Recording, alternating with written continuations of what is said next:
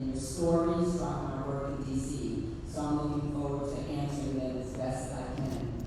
Now I'd like to introduce my friend for a long time now, someone I'm very proud of, Illinois Attorney General Kwame Raoul. Well, thank you, and thank you all for coming out tonight.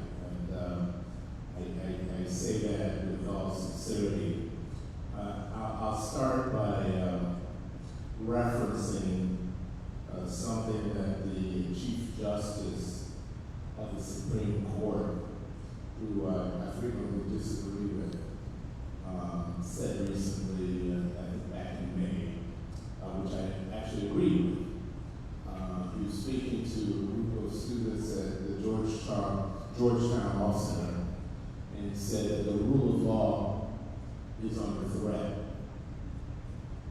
And in the same speech, he was speaking to the students, he intimated that we have to, considering that we're in high school, that we really have to enhance our civics education.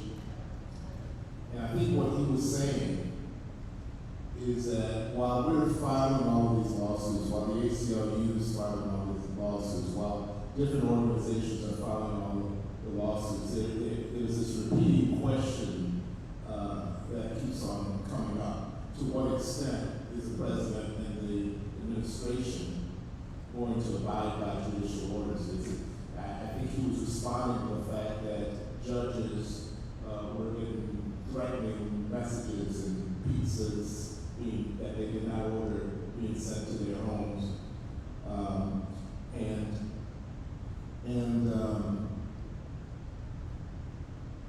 The question that keeps repeating is, are we at a constitutional crisis? And if we get to the point where all the cases that we're litigating, the ones that make their way up to the Supreme Court, get ruled upon, and the president does not abide by those rulings, what do we have at that point? What we have at that point is the people.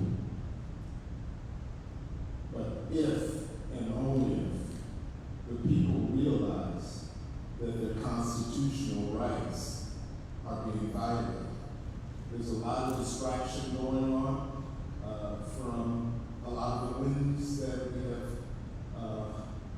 achieved in the courtroom. There's efforts to divide us from one another. There's efforts to blame our challenges on immigrants, on people of other races, on people of other parties. The reality is, for each and every one of our lawsuits, and I think we're up to nearly 40 lawsuits right now, I haven't filed a single lawsuit simply because I disagree with Donald Trump. I've known for a long time that I disagree with Donald Trump. But let me say this about the president. I think it's, in a lot of ways, he's been honest. What I mean by that is he's followed through on his campaign promises. And that has framed how we've approached this. Because we didn't start preparing for these lawsuits on January 20th when he was sworn in. We started in about May of 2024. And if you think about May of 2024, Joe Biden was still the candidate for president of the United States. We didn't know that Kamala Harris was going to be candidate yet. But we as a group of state attorneys general started convening back then.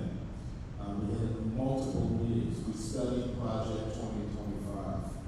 We divvied up different subject matter. We started researching how we would defend against some of the acts that were quite predictable. And had we not done that, we wouldn't be as prepared to respond to so many of these acts. When there was a point when we divvied up all of these different subject matters, and we came to a point where we pretty much divvied them all up, and somebody rose and said, there's one other topic that we have to cover. And he said, what's that? He said, AG protection. Because we know this is the type of man that will weaponize the Department of Justice and come after us personally. So that I've had colleagues who have had pipe bomb threats to their homes. Right now, my colleague, Tish James out of New York, is being threatened with criminal DOJ investigations. We have anticipated much of this, and we knew what we were personally getting into. But this is a fight. This is a fight for our country. And we have not, I have not joined a single or led a single lawsuit simply because I disagree with the president. I've done it because he violated either our Constitution or some other federal law. I've done it because people within my state have been harmed, and I've done it based on I, as Attorney General, having standing to bring a lawsuit in those matters. Now, there are some matters where I don't have standing as State Attorney General, and others, the ACLU and others, can and have been stepping in on behalf of individuals. My office does not represent individuals in that manner, but we can represent the people at large of the state, and the state to the extent that there are harm to our state universities and state, other state institutions, and that is where we have acted. And we are, for the most part, winning. There have been some setbacks, and I think there's one case that I want to talk about, and maybe I'll shut up after that as I keep on getting the look.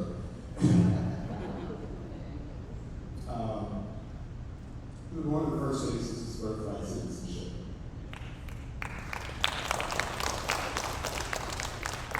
And I emphasize that case. A lot of people think I emphasize that case, and sometimes as I talk about it, I talk about the fact that I was born to Haitian immigrants, and my mother was not yet a naturalized citizen at the time I was born. So, from the analysis of this current president, that I should not be a citizen there. So I am a birthright citizen. But that's not why I think it's an important case. I think it's one of the most important cases because the language in the 14th Amendment could not be clearer with regards to birthright citizenship. And there are other amendments in our Constitution that leaves room for debate and interpretation. But the language in the clause with regards to birthright citizenship is so clear. And so if you have a federal administration that's going to violate such clear language in the Constitution, well, what are they going to do where there's room for interpretation and room for stretching things and so forth? That is why I think fundamentally the birthright citizenship case is one of the most important cases we have brought. I will quickly touch on Texas. I had an opportunity to break bread with some Texas legislators last night, and they're truly brave souls, and they're standing up. I was redistricting chair for the state legislature in 2011, and certainly there is fair room for criticism about gerrymandering in Illinois and in whatever states. But one thing that I can tell you, Illinois does redistricting on the heels of the census returning data to the state. And one of the things that we are very prideful in the state of Illinois that has resulted in a very diverse legislature is the Voting Rights Act. Not only abiding by the federal Voting Rights Act, we have what's called the Illinois Voting Rights Act. The reason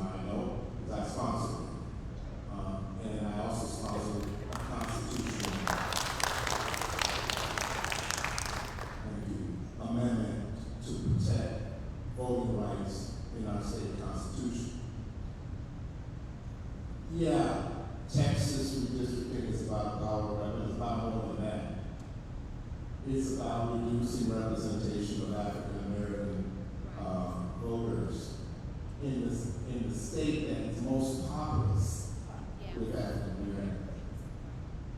They're trying to draw a map where they would only have an opportunity to elect 2 African American congressmen. And this is not highlighted as much in this discussion about this. It's all about, well, trying to get 5 more seats. But it's also, again, flying in the face of federal law that's meant to protect voting rights. And we have to talk about that at the same time as we talk about the politics of it all. It's fair to talk about politics and debate gerrymandering. I did sponsor a bill once in the legislature. There was a Republican state legislator in Georgia who sponsored a similar bill that said, if we get enough states to do it, we'll have an interstate compact, which is the way to do it, to have everybody have independent map making. But we cannot unilaterally disarm when we know that this naivety that, oh, we lead by example, and sure, Texas and Alabama and Florida and Georgia and Oklahoma are going to follow. No, I'm here to tell you that it's not going to happen. If you can't believe it by now, I don't know what I can tell you in order to believe it. But I want to thank you for allowing me to be here. I'll stick around for just a few minutes.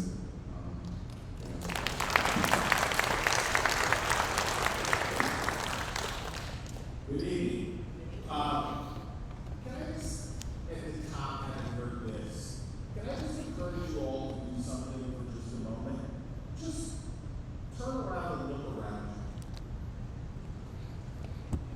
you. These are your neighbors and your friends and your colleagues and your, fellow churchgoers and others who came out tonight to engage, as the Attorney General was talking about, in civic education, in hearing directly from your member of Congress. And I just want to begin tonight by applauding all of you for doing that, because that's really important. As you've heard, my name is Yohnka. I'm the Director of Communications and Public Policy for the ACLU Illinois, and I'm really happy to be here tonight with Congresswoman Kelly and Attorney General Raoul as your moderator. Now, I want to say a word at the beginning because you've heard a lot recently about members of Congress running. And by that I mean by members of Congress running away.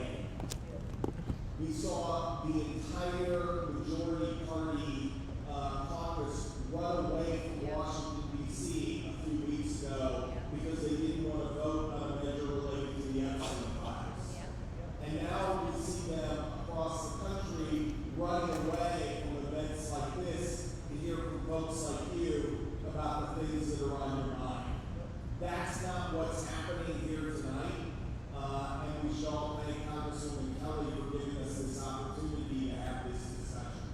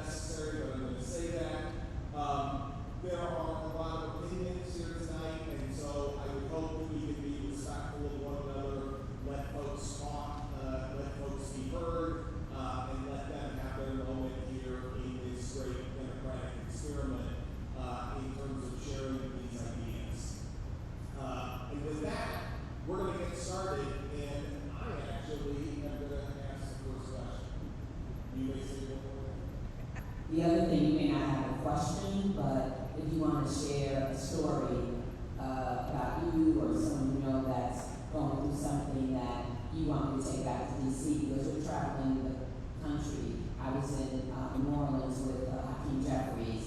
Because of this bill, 33 hospitals were closed in New Orleans. So we're traveling the country, and we went there first because that's where Speaker Johnson's Scalise, that's their state. That's how we went first, but we went all over the country. So we want to hear stories too that we can take back. Great. So with that, I'm going to ask an opening question in the tradition of the White House press room, in keeping with sort of the day's news. The president announced today that he was federalizing the National Guard in D.C. And taking over the Washington Metropolitan Police. I wonder, and the Attorney General may want to start with this one, sort of how you see that move, and whether or not you see any possibility of that spreading to other places, including the city of Chicago.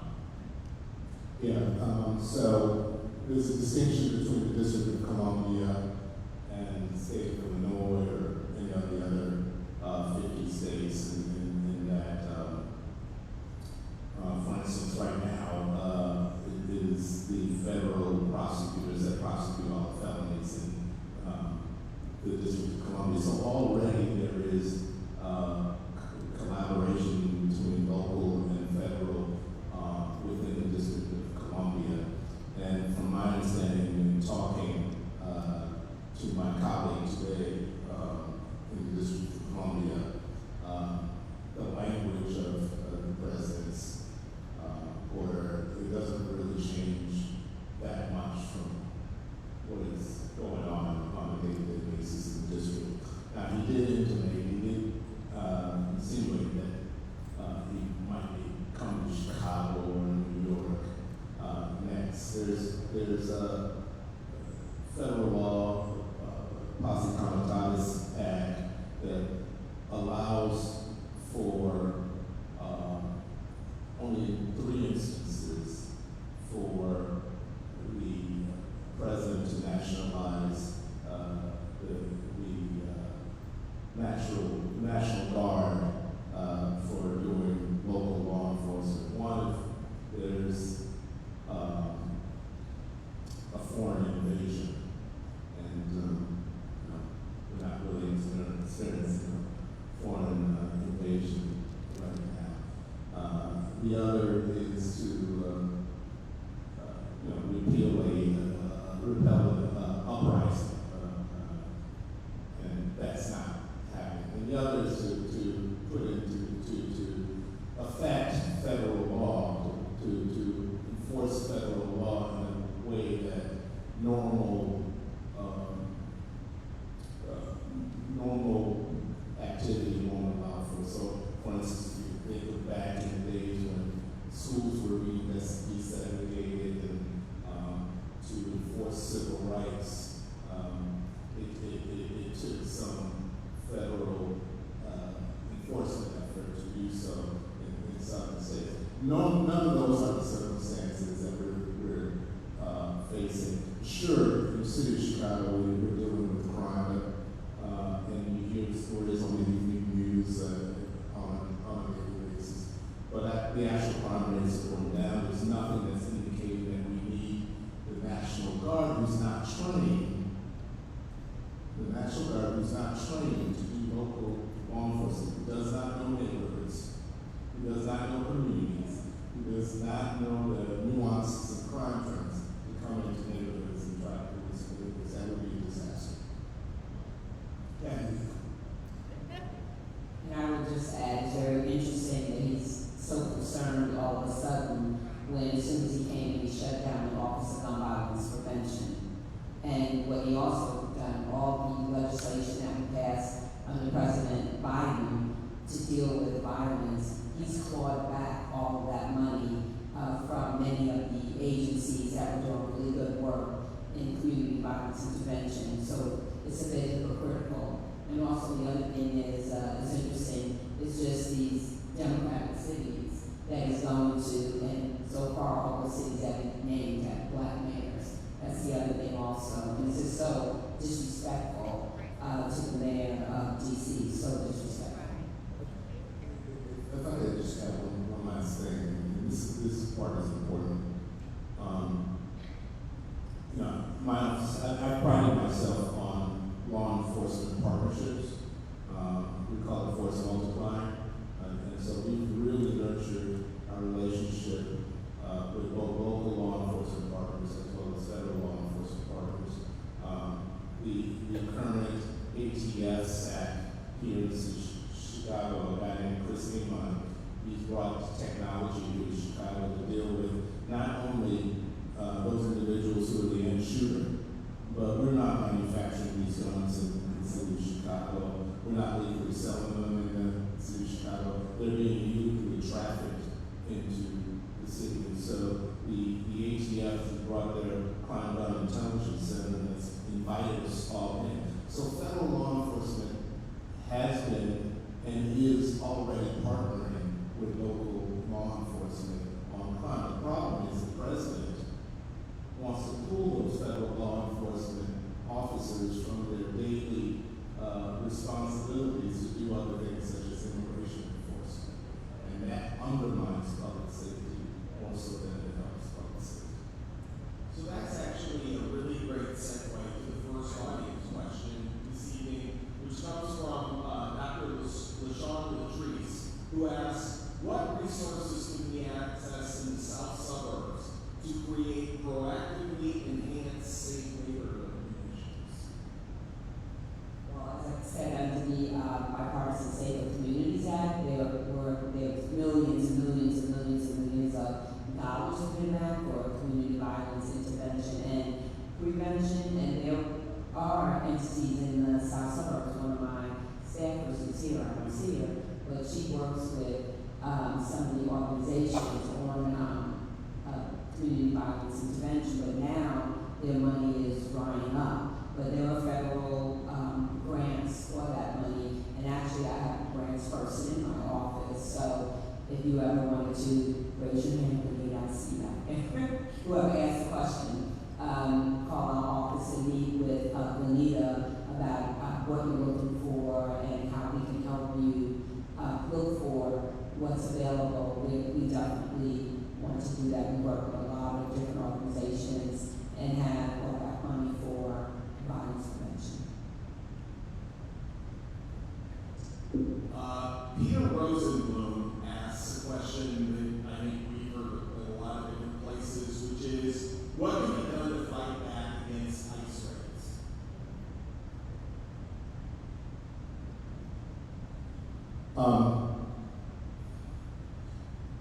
First thing that I caution, and we had a situation in the South Loop at one of the centers where there was conflict between some who were trying to intervene in ICE enforcement is not to do that, right? You know,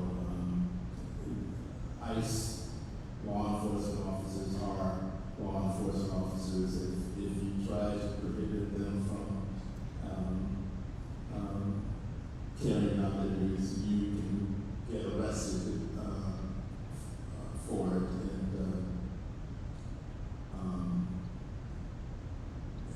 if you want to deal with those circumstances, then go for it. But I think we need to use our voices and shame as much as possible. The reality is, I was asked earlier about a detention center in Broadview. My office, as law enforcement, only has reach over things that are touched by Illinois law and preempted from regulating federal law enforcement. So some have asked, well, why don't you investigate ICE? Why don't you investigate? Or why don't you charge federal law enforcement?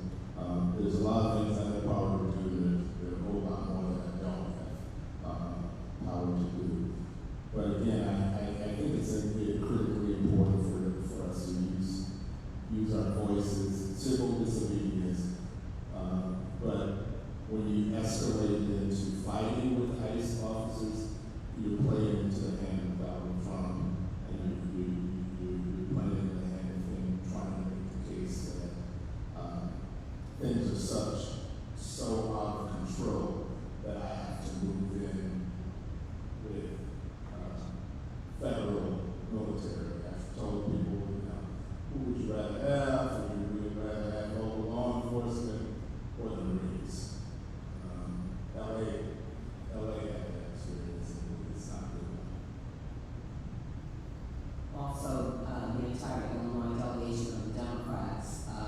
We did contact Racino, we contacted Pam Bondi and other people from the administration, telling them about how we're angry about what's going on in Illinois. Of course, as you see, they don't necessarily have to listen to us, so we're not being quiet about it. We're making our voices heard and our negative voices heard. So, but what the Attorney General said is so true, because one of my colleagues, Yohnka from New Jersey, she didn't even touch the ICE officer as the film showed, and now she's been charged and she's fighting in court and has to use her own money. My Republican colleagues are trying to censor her, get her thrown off committees, actually get her thrown out of Congress, but she knows she's innocent and she's fighting in court. It's costing a lot of money. She, can't use people's money and she can't use any campaign money. She actually had to start GoFundMe because it's so expensive. So to your point, there's a member of Congress that's fighting the Trump administration who's able to put her in jail. Before I go to the next question, just to pick up on the point that both of you made, but I think that the Attorney General lifted up as well, is about using our voice and telling these stories. And I just two data points on all this.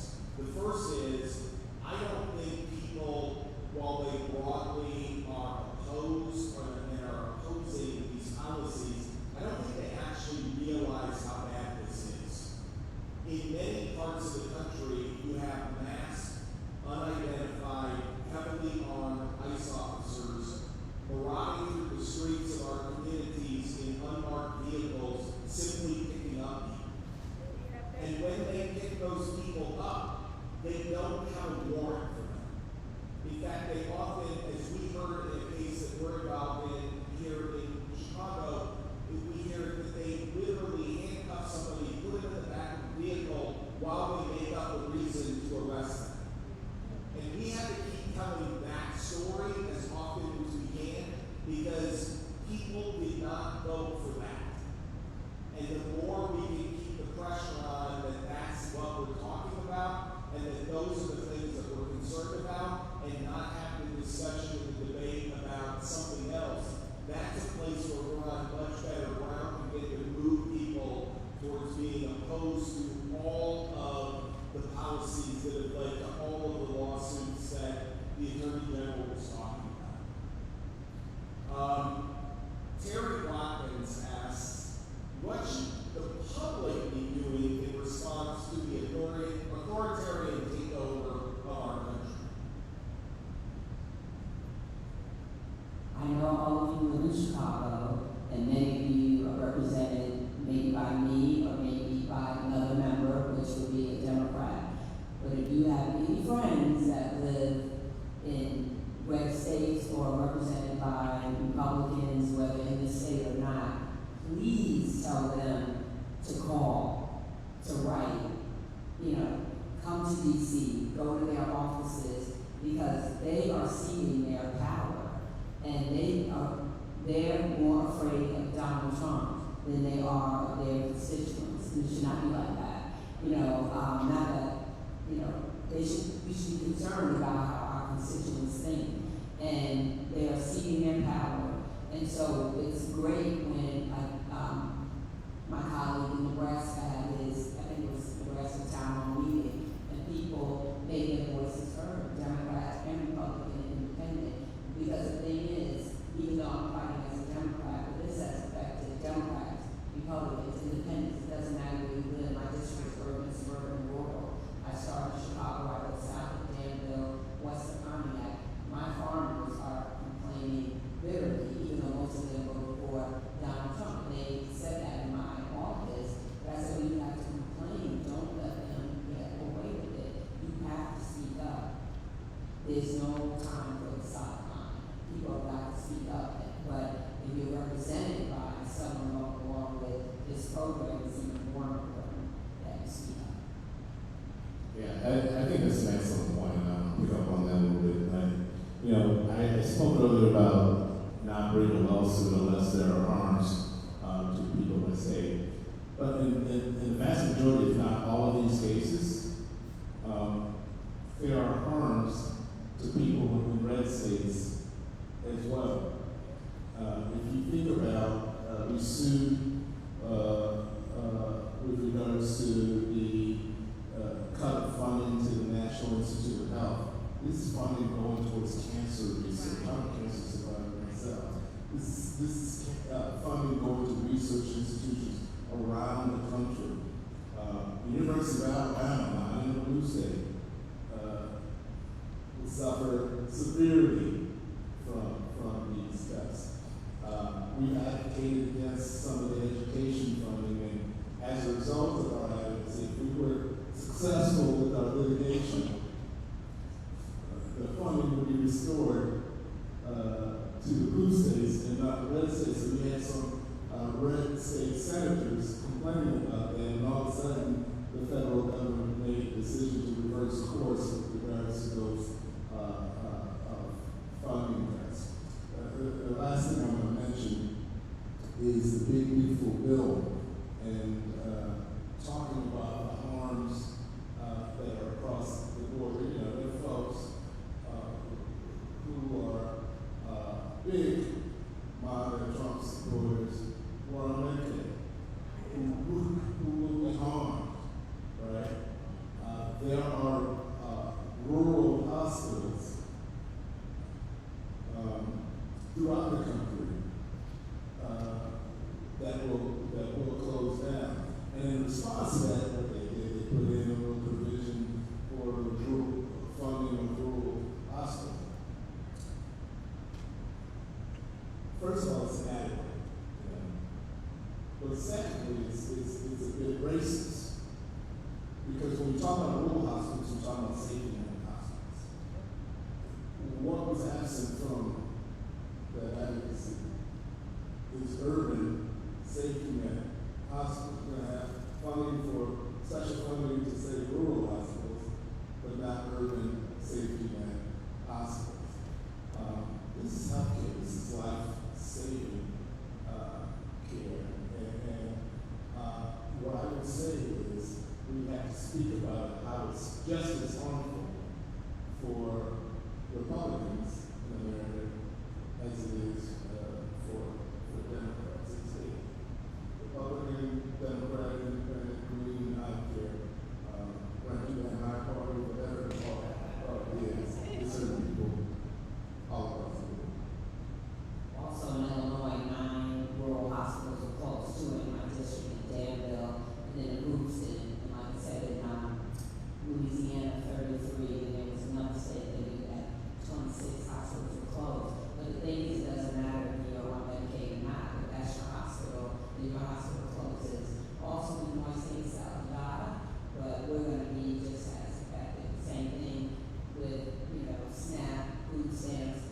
People can't shop at the store. The store, big or small, loses money. They need as many people to work there. They won't buy from the farm. We're all connected together, and that's why we all have to speak up. I know the Attorney General's running that.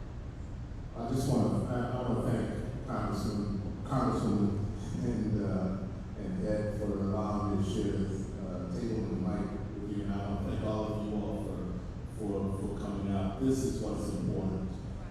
Your voices are critically important. I say that with all sincerity. There's going to be a time where it needs to just be people lifting their voices when the ACLU or my office or others who are battling out in the courtroom have done what we can do, and the only thing that we have left are the American people. So we need you to educate your neighbors about what is at stake. Thank you so much.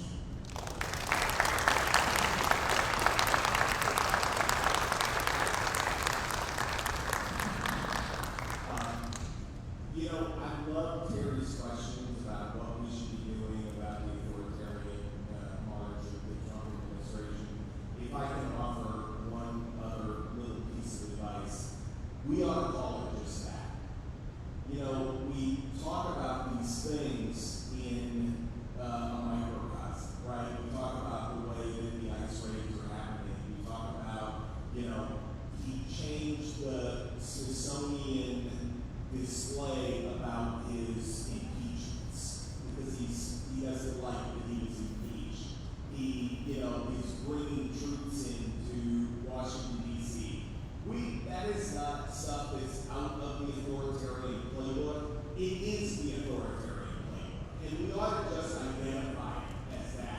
when we talk to one another. And I think that in that way, rather than get ground down into the particulars, we actually get a chance to raise up and talk about what's really happening in the country.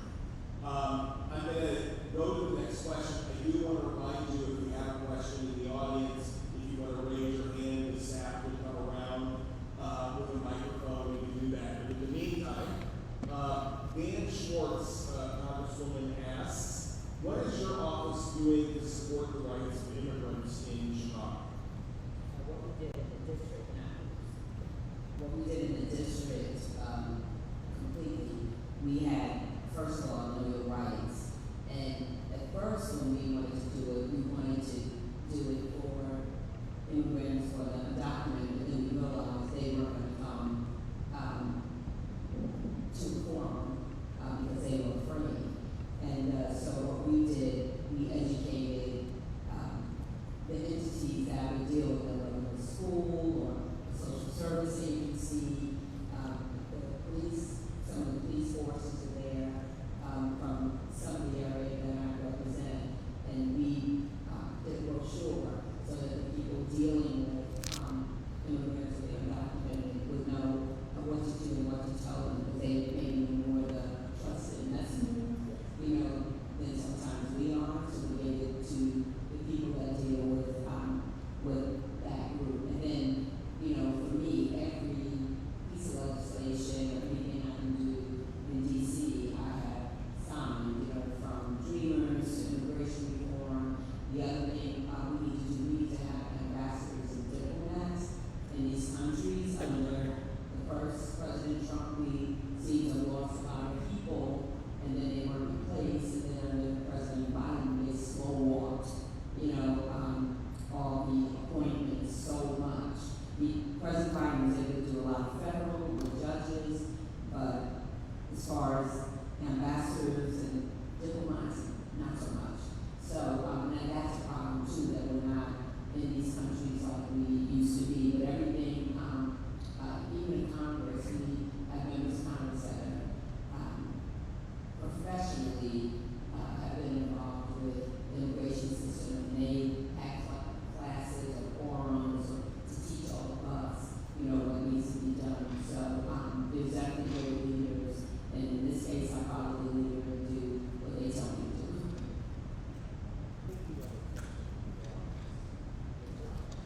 Testing? Hi, Congressman. We have some questions that were submitted as some walk-ins, so I'm going to take the first one. This is from Ms. Maya Weaver. What is going to happen as of now to Medicare, Medicaid, SNAP? Is there any chance of saving these programs? I'm a senior, and what can I do to advocate? Well, the bill has been signed into law, but so we have to see how they're going to implement the bill, and I'm mainly talking about Medicaid and SNAP now. Some of the things they want to do, they're trying to wait until after the midterm elections, so you don't realize what they're really trying to do. So that's the other reason we're traveling the country, because we're trying to inform everybody, be aware. I know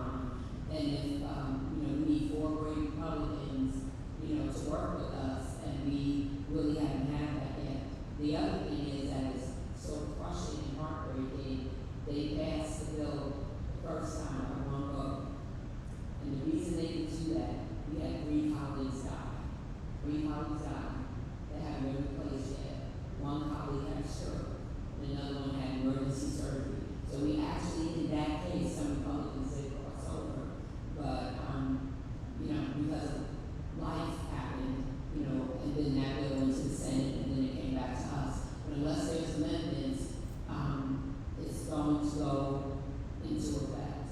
You know, we can eventually change some things, but again, they're really not putting it into effect yet because they're trying to fool everybody. We'll take another question from the audience. Hi, Parker, Chicago. I just, as an African American, I feel that our community, not unlike the LGBTQ community, not unlike the Arab community, the Muslim community, the Hispanic community, I feel that we're under siege. And I just don't see this big outcry from the press. You know, I do recall that when then President Obama was president, if he looked the wrong way, it was headlines. And it was constantly on all the chat shows that Obama looked the wrong way, he did this or that. And I just don't see any outcry with all of this horror that this man is inflicting on our communities.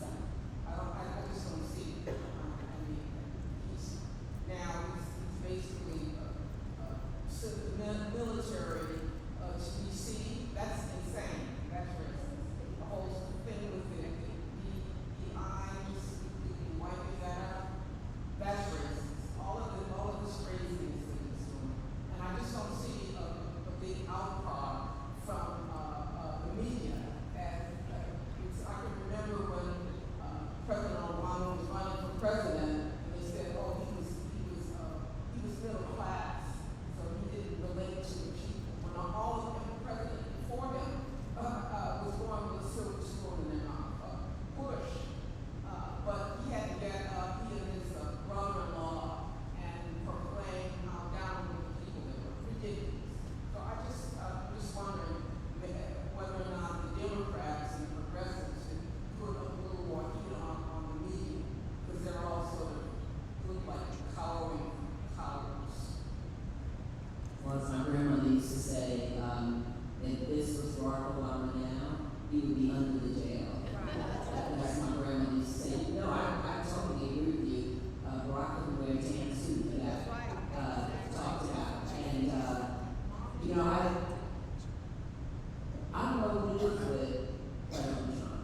I mean, even when he ran the first time, that he got all the attention, and there were 9 other Republicans running, I'm not impressed, so I can't answer. It's frustrating for us also, because we are fighting like hell, but that never gets out there. You know, that we're working really long hours for that Medicaid bill someone just asked about. I was in committee for 26 and a half hours. That's my job, I'm not saying feel sorry for me. 26 and a half hours straight, and the Democrats were throwing every tool we could in the toolbox. But at the end of the day, we did not have the numbers, and they weren't brave enough. Because I'm going to tell you, they tell us they know it's not right. Those that feel comfortable, they admit it to us, but they are afraid. They are afraid of going against Donald Trump, and they're afraid of, some of them are afraid of physical violence. Now, you know, they downplayed January 6th, where I was one of the last people out of my hands and knees. You know, they didn't shoot the woman. This last 20 that they left up there, and we don't know what would have happened. And they downplayed that as a touristy day, press and all that. And now they're afraid too. I think we went from 5 to 6 years ago, 1,500 reps in Congress, now we're up to 9,000.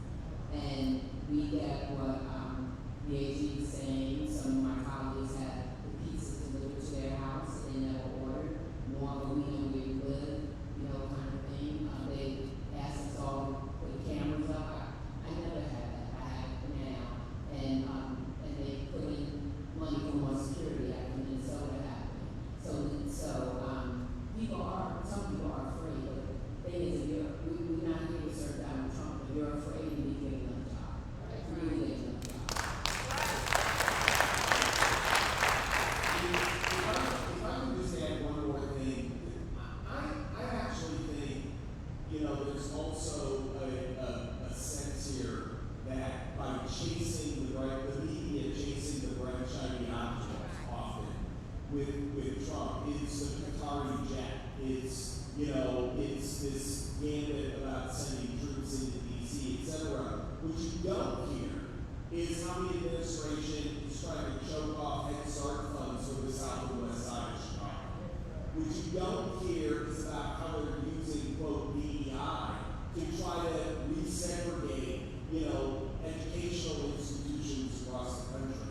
What you don't hear is that, you now have, many of the people who are the very same people who support the president, who are taking a case to the Supreme Court next year that literally will ask the question as to whether or not it's unconstitutional to have a Voting Rights Act and try to get majority minority districts. And I think that's the thing. I think about this every day, like, as a communications person, I talk to those media folks, is talking about all of these things every day, but getting some attention on some of this. I think you're exactly right, that this just goes by the wayside without anybody paying attention to it. His actions are almost normalized. That's just Trump. And that's what people that we got a lot of buyer's remorse in our office. And people said to us, we just thought he was talking, we didn't think he would do it. But he does everything he says. He's going to do it. People still didn't believe him.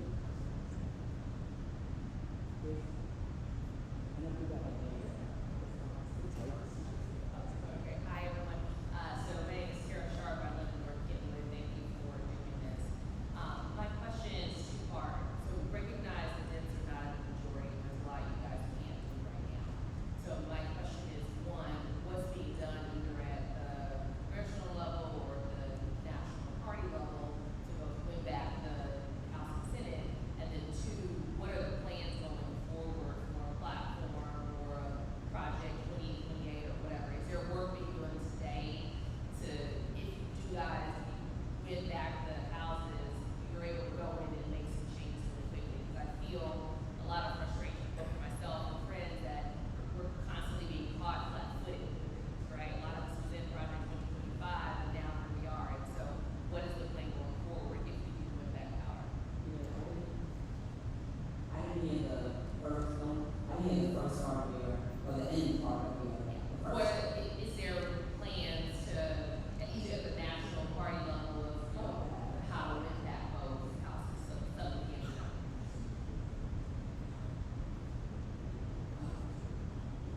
Sure. Actually, we're planning right now. We're setting the seat right now, and that's how we're traveling the country, and we're traveling the country.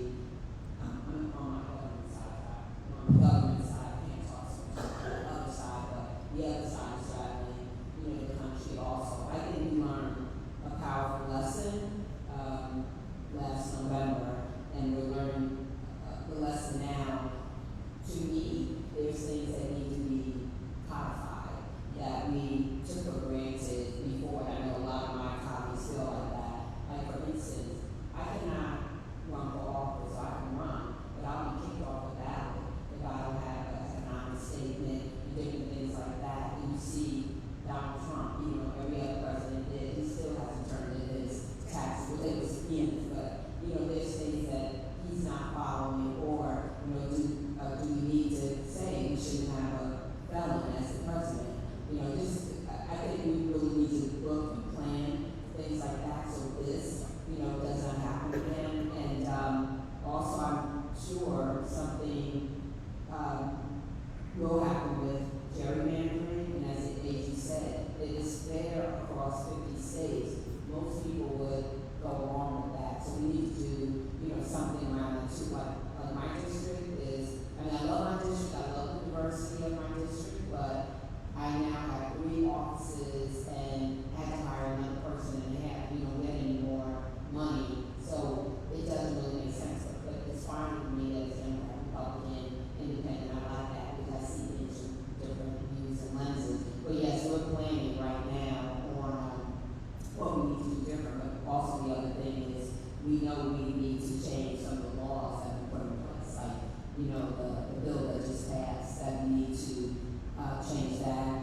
We also, as the lawyer, but either have further enforcement or do something different as far as money that has already been allocated, voted on, and passed, that you cannot come back unless there's some national emergency and take that money away. Because there's nothing.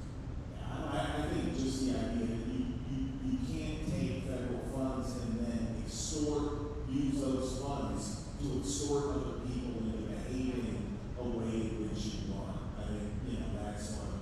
I would just say, because now I have a microphone, one of my favorite one always is, and I've shared this one already, but, Congress ought to pass a law and we need a constitutional amendment.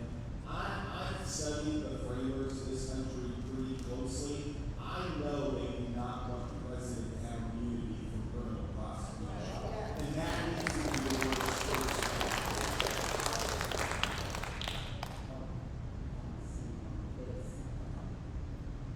There's something else that they talked about to do a couple of other things that we'll look at is the youth slip.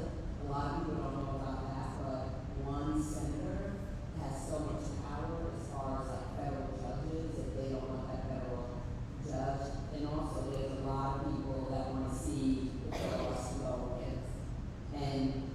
But it's hard because, now it's time to save us a little bit because they need 60 votes, not for the budget or for judges, but they need 60 votes. That's kind of holding some things back. But also, like in the House, majority rules. And that probably should be the way it is, no matter who's in charge. That's something else that we'll definitely look at too, because that's been talked about, a lot now. Congressman, we received a question from someone that's attending. Kwame, the question: how do we slow down the military support that is enabling the terrible treatment of Palestinians by those groups? How do we slow down the support? Slow down the military support that is enabling the terrible treatment of Palestinians by those groups. Well, as you know, a vote was just taken in the Senate, and again, we don't have the votes, but this is the first time so many Democrats voted to hold back money. And I came out with a statement, and Democrats in the Senate, and just like myself, many of us have supported Israel's right to defend itself, Israel's right to exist. But in this moment, to see B say, that they're lying and kids aren't starving, I was right on TV, that is just, he doesn't see what the rest of the world sees. And also the other thing is, I've spoken to a lot of Israelis and also Jewish groups in Chicago, and I had 3 Israelis in my office. 2 of them, their family members were hostages, and 1, the dead bodies to make it out of the concert alive. And at the end of the meeting, they were pointing at me, saying, "You better not think Hamas equals Palestinian." And I was like, I don't know. But they were schooling me, and they were talking about their Palestinian friends and the sacrifices they made and things like that. And I really, I speak to everyone because I want to keep myself informed and hear, all views and things like that. And, again, if Republicans want to do it, they have, the votes to do it, but really, again, they need to hear from their constituents and, about how people feel, because I think that's the only thing that possibly, but even President Trump acknowledged, about the kids starving and medicine and all of that. So hopefully. Congressman, there is a bill right now in the House that 28 Democrats have signed on to block the bombs. I just heard about that bill, so. Will you sign it? I just heard about it. It started June 5th, so that's 2 months. Will you sign on? No, but that doesn't mean I know about it. And I'm going to talk to Dudley about the bill. I don't blankly say yes, it sounds like I bill, was. if you don't want to if you wouldn't want to have bipartisan work with Trump, this would be an opportunity to go against Trump. Well, what I'm telling you, I haven't read the bill. That's trying to block the bombs going there to kill the children Right. that you're worried about. So please sign on. Okay. If you say yes or no, will you sign on? But I'm saying to you, when people come to us with bills,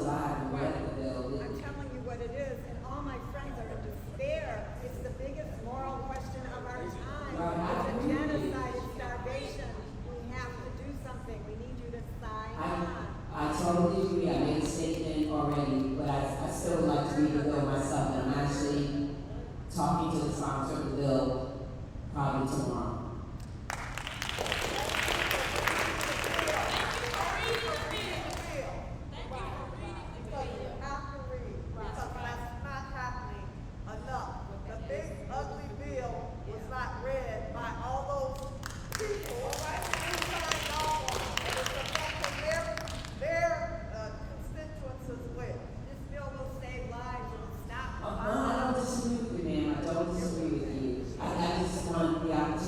I'm just hearing about the bill, believe it or not. There's so many bills, we don't hear about a bill as soon as it comes out. Like I have bills people haven't signed.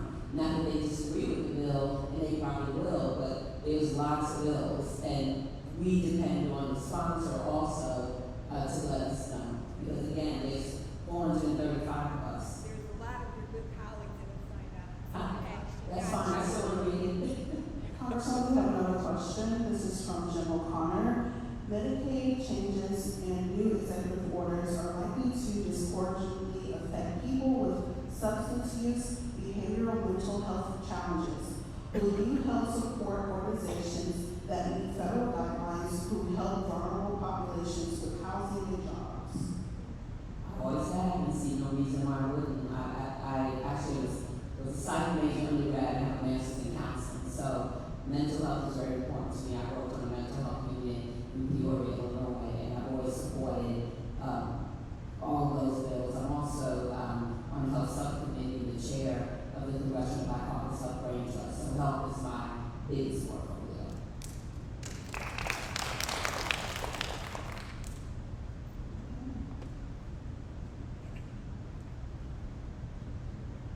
My name is Raoul.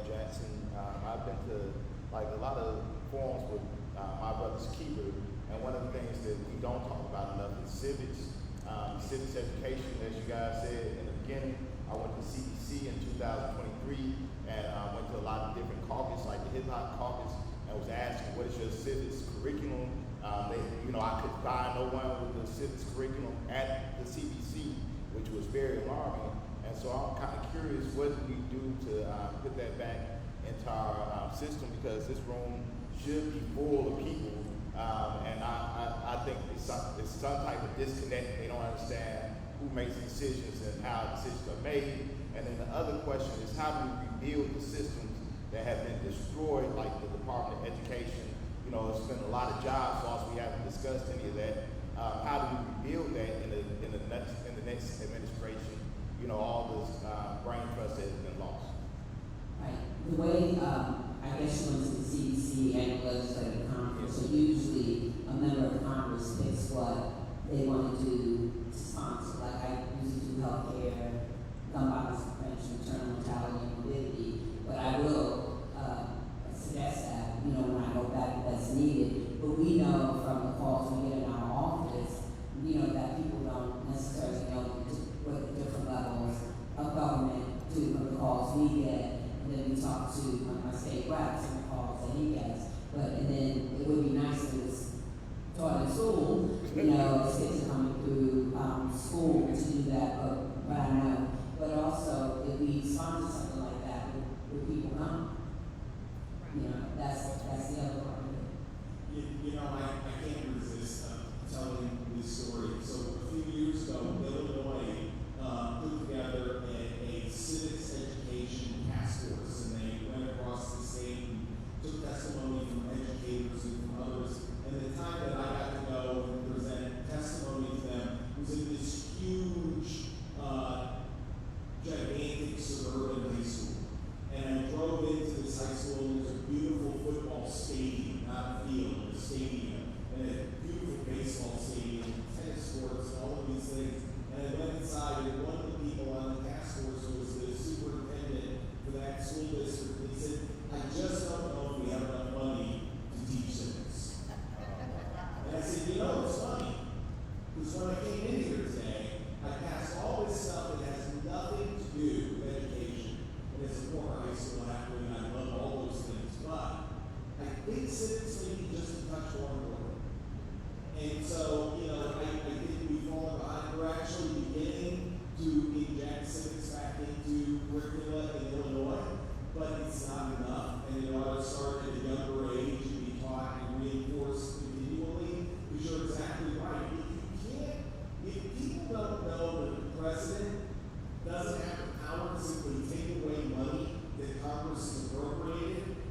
somehow missed that episode of Schoolhouse Rock. You know, I think that's the thing, that you're right, that's the key in many ways for beginning to kind of turn back the tide in at least some of this. My name is Carlos King. I'm the Transport Workers Union, and I sit on the board of the ACLU Illinois. And what's really, really important is the jobs conversation. And what is happening to people who are trying to create opportunities for livable wage and to foster and encourage entrepreneurship. Do you all have any plans related to helping to build entrepreneurs like you're helping build jobs? That's the first quick thing. And then we in aviation are also in aviation insurance. One thing that was hopeful out of the Republican spending bill, I'd like us to stop calling it a big beautiful bill, a big ugly bill, call it a Republican spending bill. So when they call the hospital, they'll be exactly. But one of the only bright spots was the exclusion of taxing on overtime. Those must be tax on overtime. Aviation workers were excluded. We really need the opportunity to have us put back into that bill through an amendment, because aviation workers are often excluded. We have fought very hard in Illinois to make sure aviation workers are treated fairly and respected for the work that we do. So if you could, please look at signing on. I know there are two concurrent bills, one from a Republican and one from a Democrat on the House side. There are speakers who put us back in to the overtime exclusion because we're in the Railroad Labor Act. So I want to thank you. Thank you so much. One thing I'm going to say that just reminded me, you know, that people said, about tips, you know, what's happening with the tips, but we want people to realize the tax breaks he gave to the billionaires is permanent. The tax break to people that are tipped is temporary, and it only goes up to a certain amount of money. So that's the importance of reading the bill. Also, that, yeah. Javale Anderson asks, given the national nursing shortage, now Medicaid is restructured to make nursing positions more appealing. I'm sorry, how can Medicaid be restructured to make nursing positions more appealing? And Medicaid restructure? Yes. That's a thought. I haven't think about that. Yeah, I don't have an answer right now, but I will certainly take that up. I mean, that is one thing that when we are in charge or we can make changes, that we should make changes, not just go back to the status quo. It's not, you know, like what Medicaid paid out, not that that was fantastic anyway. So we need to use, when we are in charge and can take control of things, how can we make things better, not just going back to what was.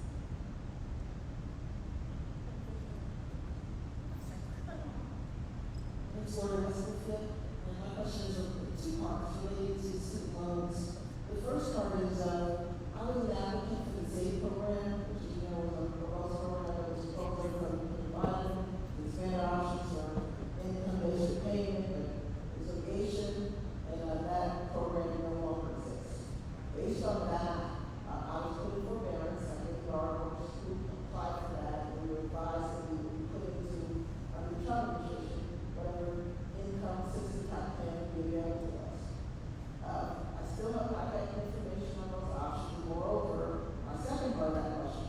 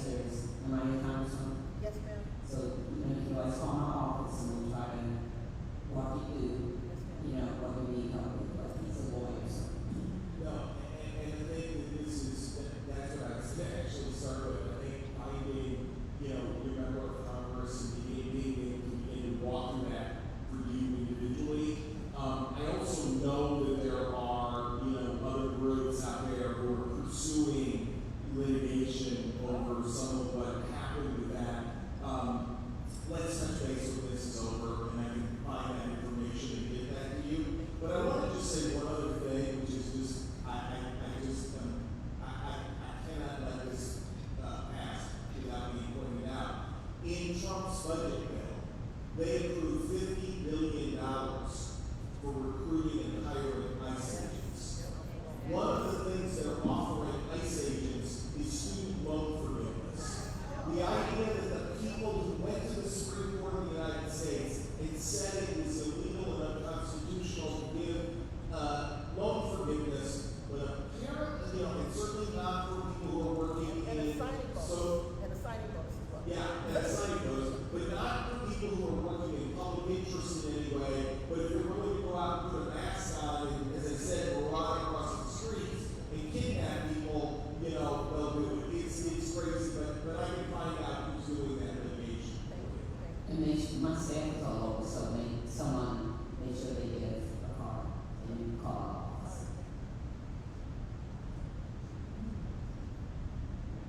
Hi, my name is Yohnka, and I'm just wondering if there's any type of update on Medicare and Social Security. Social Security has been paying out since, I guess, 1935, almost 90 years. And I'm just wondering, they talk about the big three that they want to try to cut. And it really pisses me off when they put Social Security and Medicare with the phrase entitlement. This is a program, two programs that we paid into working class people. These are insurance programs. So I haven't heard anything lately in the media about Social Security and Medicare, but just wondering whether or not if there's an update. Well, we talk a lot about Medicaid. The budget office did talk about Medicare could be affected, so I can't remember the exact amount now. But the thing is, when you get to Medicare and Social Security, I know my Republican colleagues have heard from, more people complaining about that. So I'm not sure how much they would do. We know that he wants to privatize it, but I don't think he has full support on his side of the aisle for that. But according to the CEO, again, things haven't been implemented yet, that Medicare would lose some money also. I can't remember the exact amount, but that it would lose some money also. But I think that people will speak up more, when if that happens. And hopefully that will have some effect.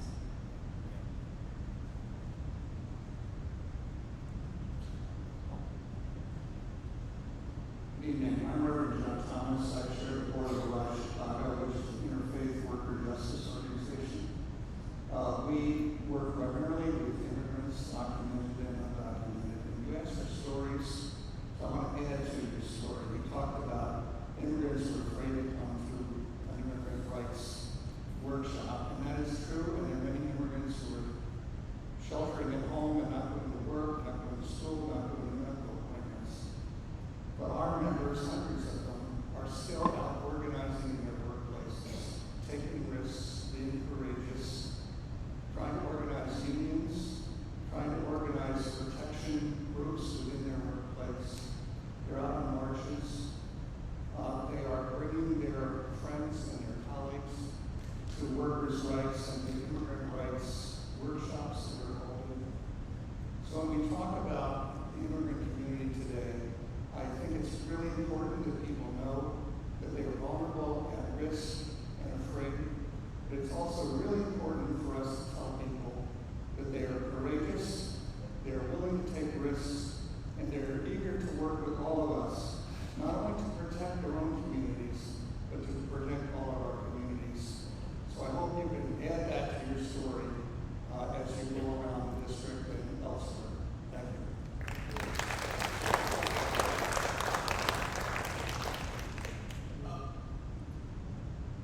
Can I ask a question from Bree while we're getting the next one together? Because I didn't want to leave without getting this one.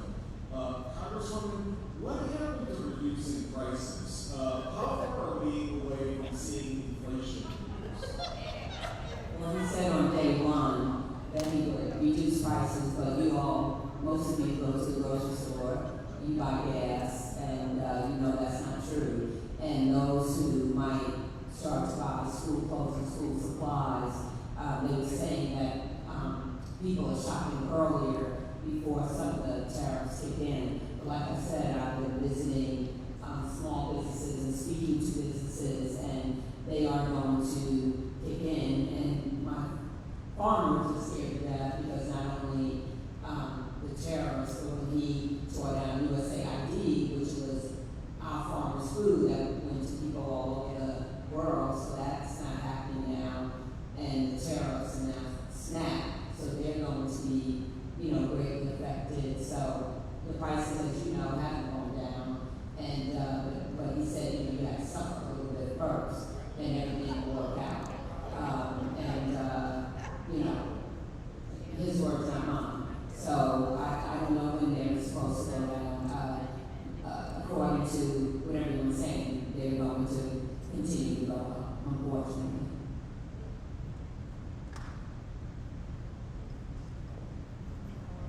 Sure. Hi, my name is Lorraine, and I'm from the South Suburb of the New District.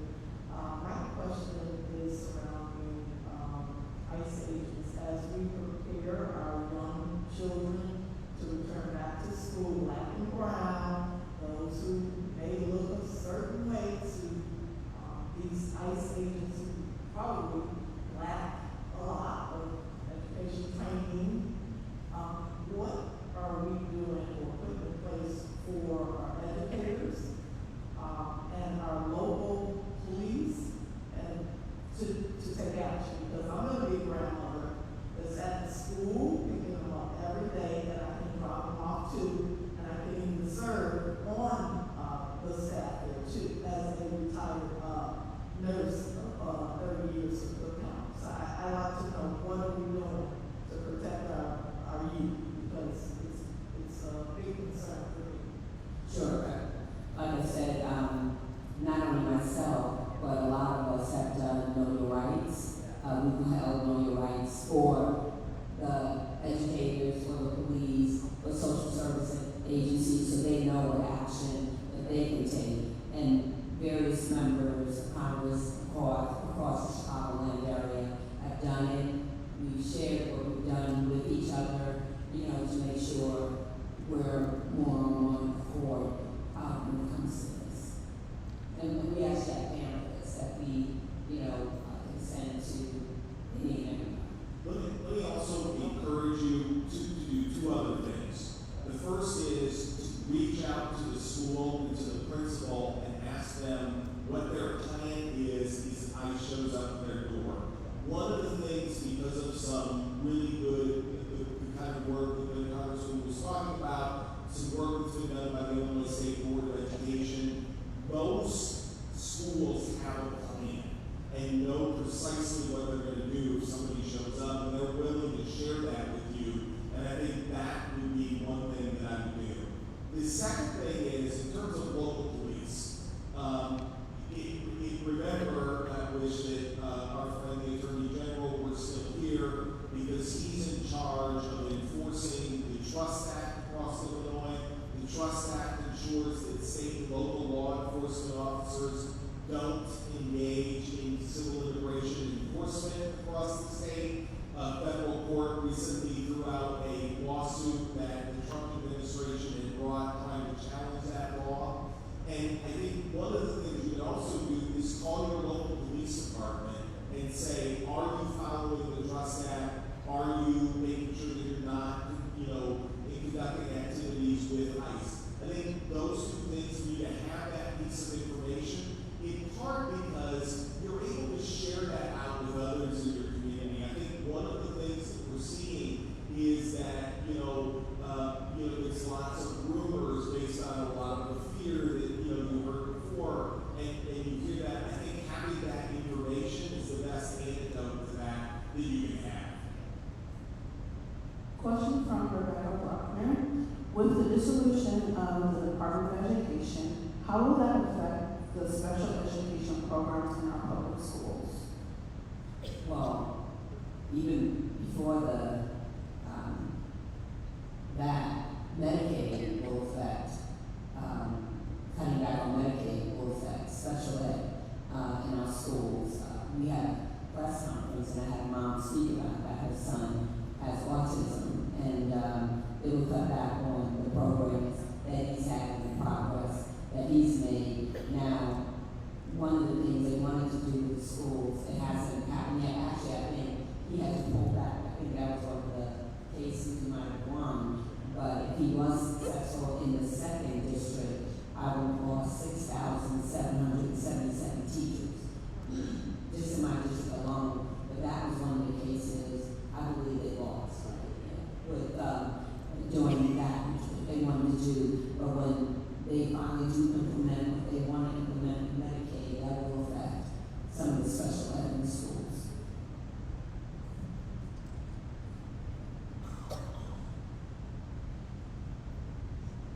Good evening, Silver Rock County. First of all, thank you so much. And you all, my name is Monique.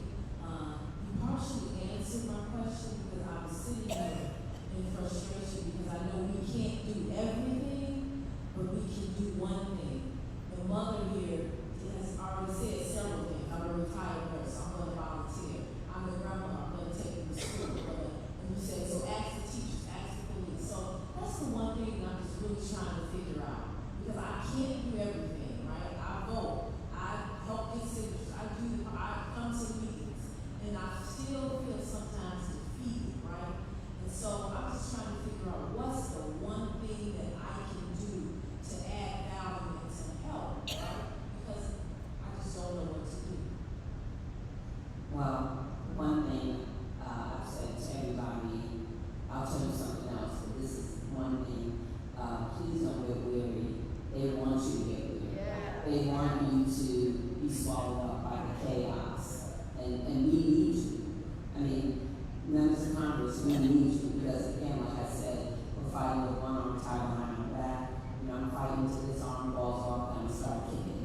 You know, but we need you kicking with us, partnering with us. But you know what helps? That you're here, and then you can tell somebody else. And you can tell, you know, and you're a trusted messenger for your group of people that you can share. So whoever your group of people are, and everyone has various groups that you can share the information with.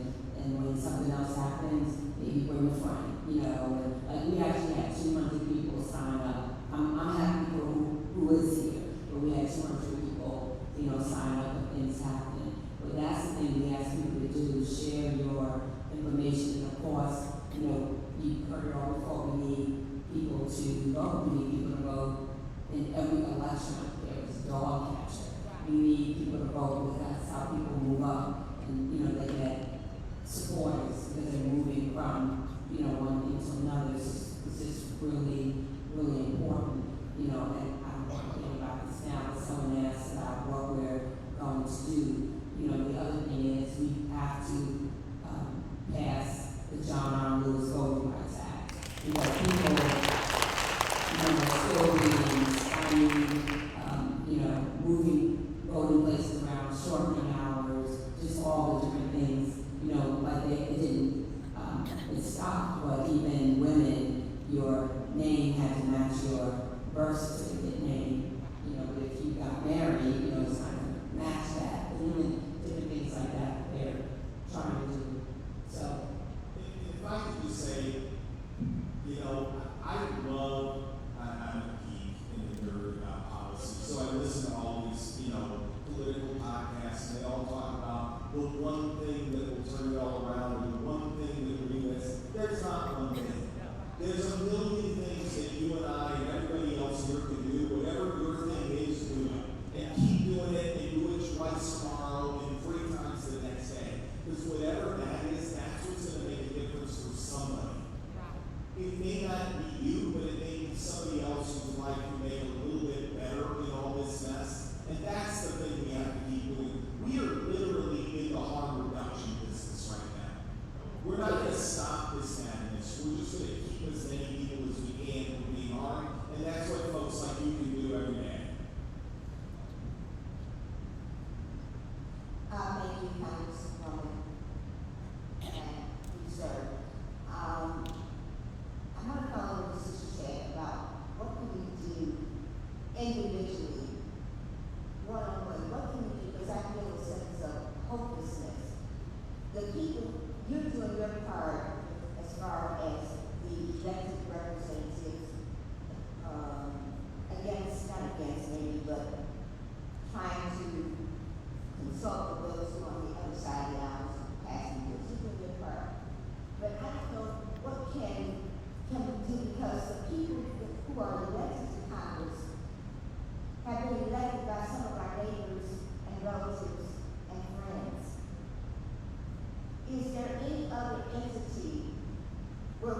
reach those people who are those voters perhaps to influence their thinking or in some way change their minds and hearts.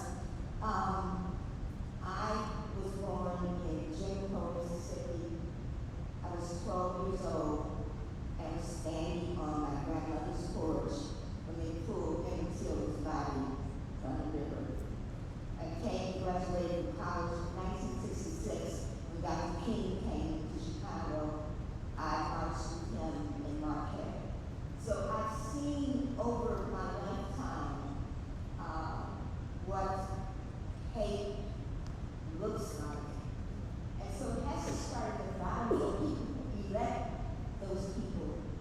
And so I want a sense of hope because my youngest granddaughter is 8 years old.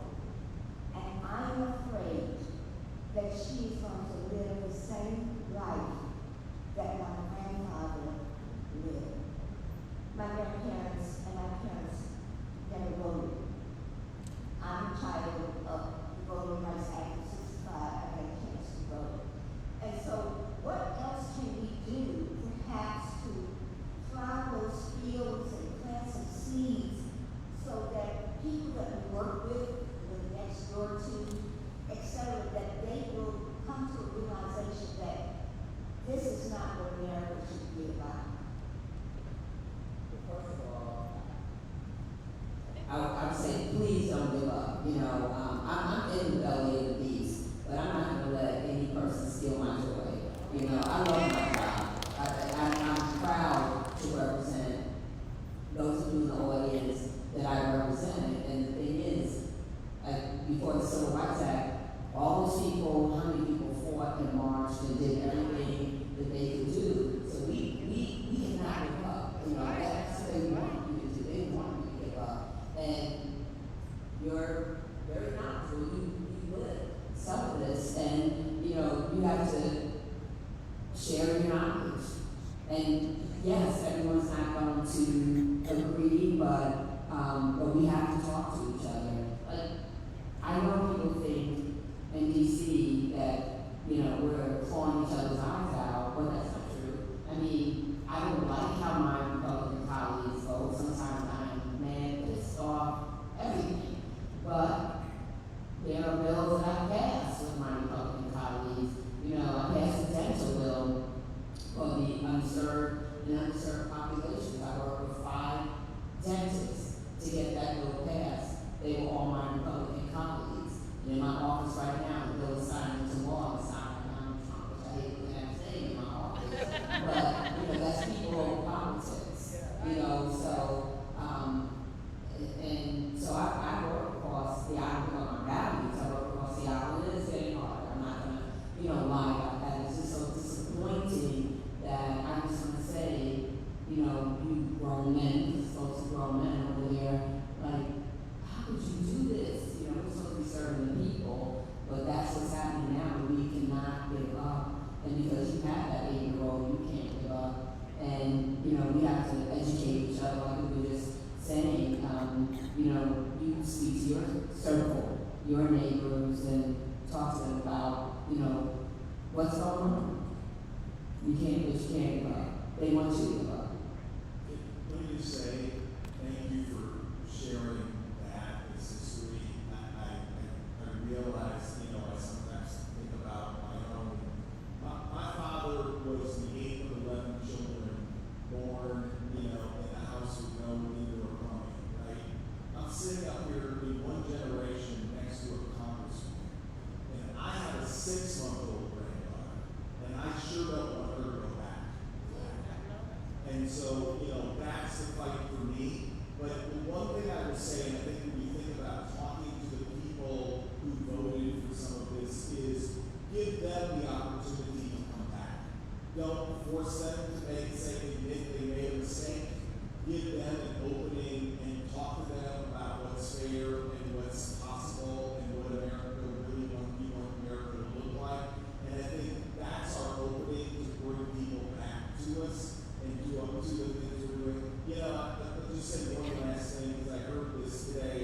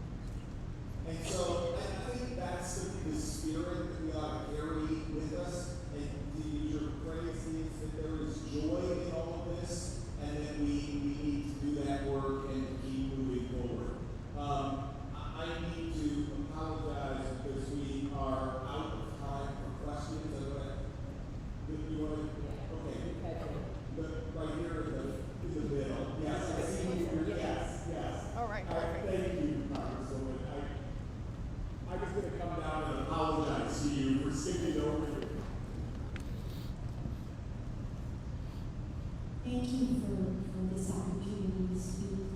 And my name is Becky Cruz, and I have grave concerns over what is happening to the scientific community. Funding grants are being pulled back. False information is supplanting the truth that science has revealed. Could you speak to any of that? It just tears me apart to think of what's happening to our universities, what's happening to environmental sciences, what's happening to health sciences, particularly in regards to things that this candidate has been doing. Could you speak to that, please? The question is about research, and you're correct that money is being pulled back from research from universities, with fighting universities, like Harvard and Stanford now, UCLA and Wesleyan and a variety of universities. So money is being pulled back from that. Money for research, and as I said, I do a lot of healthcare work, so money for clinical trials, even people that were in the trials. Like I spoke to some doctors that I met with, and they actually had to stop the trial. We don't even know if people are going to live. And so you're right, that money's been pulled back from all of that. But because my colleagues on the other side is being pulled back from some of their institutions, so they're speaking up more about it and trying to see, what can be different, what can be done differently, because, when it was swept all the way across. And I guess anything about it is going to affect their institutions, and their institutions live off of that money. So there might be hope, maybe not tomorrow, but at some point that because of how they're being affected, that's why it's so important to contact them if you live in their area, because they don't want to lose money, and they don't want people mad at them, at least when it comes to research and their institutions, and some of the institutions they are the town, so if they go down, then the whole town, the whole economics of the town goes down. Congresswoman, with that, you want to close? I just want to thank all of you so much. Thank you for your questions, comments, suggestions. I just want you to know that I hear you. I'm carrying your stories, back to DC. But again, my plea is don't give up, don't get weary. We need you. We need you to share, what you know with your family and friends. Again, you're the trusted messenger in your own circles. And also, don't hesitate to call our office. That's why we're here. We have an office in Hyde Park. We have an office in Atchison. And I know you're not from Danville, but we have an office in Danville too, as well as our office in Washington, D.C. And we have staff in all of those offices every day. So don't hesitate to call us. I have staff all around that have cards. I can tell you the Atchison office, always remember this phone number is 708-679-0078. 708-679-0078. 773 Chicago office 773 321 321 2001. 2001. And that's what we're there to serve you, so don't hesitate. If you have any questions, and even if it's a question 2 weeks from now, please call our office. That's why we're there. Thank you so much. Everyone get home safely, and thanks so much for being here.